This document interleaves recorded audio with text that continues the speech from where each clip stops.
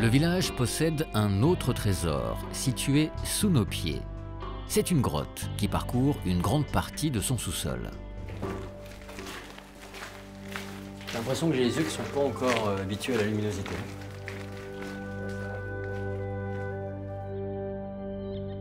Sous ces bâtiments de pierre, des cavités ont été creusées par la Dordogne il y a des millions d'années.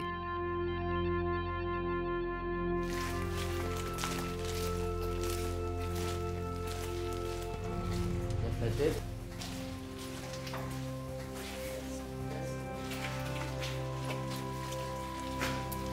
Laurent Lignac est spéléologue professionnel.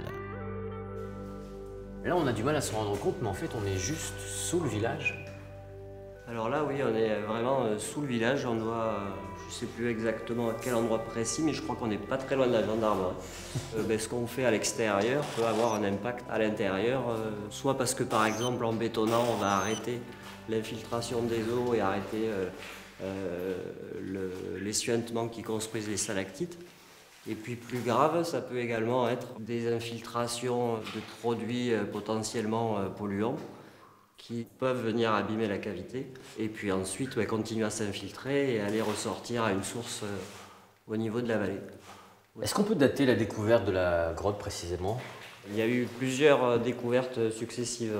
Il y a eu une première découverte par les hommes préhistoriques. Ensuite, au Moyen-Âge, ça a servi également de lieu de sépulture. On a trouvé des ossements humains avec des tessons qui ont été datés précisément. Donc ça, c'était dans les années 950, 1050. Et puis cette cavité, après, est tombée un petit peu dans l'oubli. La terre qui s'était accumulée devant, et c'est des enfants du village qui, en 1912, en jouant sur la falaise, qui ont trouvé l'entrée de la grotte. Et c'est là qu'a commencé l'histoire touristique de cette cavité. Et les gamins, quand ils ont dû découvrir ça, ils devaient être comme des fous. Oui, ça, il y a pas mal de stalactites qui sont ou qui semblent cassées. J'arrive pas à savoir si ça a été fait volontairement. Il y a des stalactites qui ont été cassées très probablement parce qu'elles gênaient le passage au moment de l'aménagement de la cavité pour les touristes. Ouais. Et puis devant nous, là, à hauteur des yeux, là, on voit toute une ligne de cassures qui, elles, sont naturelles. Et en fait, ce qui s'est passé, c'est que ces grosses colonnes là, qui appuyaient fort sur le sol, et tout ça s'est tassé et ça a cassé toutes les colonnes qui sont devant nous. C'est-à-dire que le sol s'est effondré et fouf, Voilà, une ligne de cassure. on va dire tassé plutôt qu'effondré, et on le voit tout le long là-bas.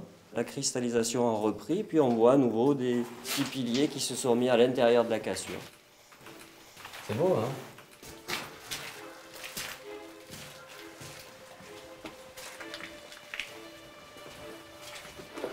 Retour à l'air libre.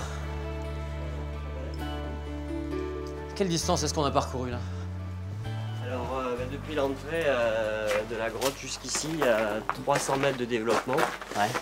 C'est ce que visitent les touristes et il faut rajouter à ça une centaine de mètres de petits déverticules qui ne sont pas visitables et qui sont réservés aux spéléologues. Et à l'époque, l'eau arrivait jusqu'ici alors, au pied du village. Voilà, donc au moment où la grotte s'est creusée ici, il faut imaginer qu'on avait la rivière Dordogne qui coulait devant nous. On aurait peut-être pu pêcher d'ici. Cette rivière coule aujourd'hui 200 mètres plus bas.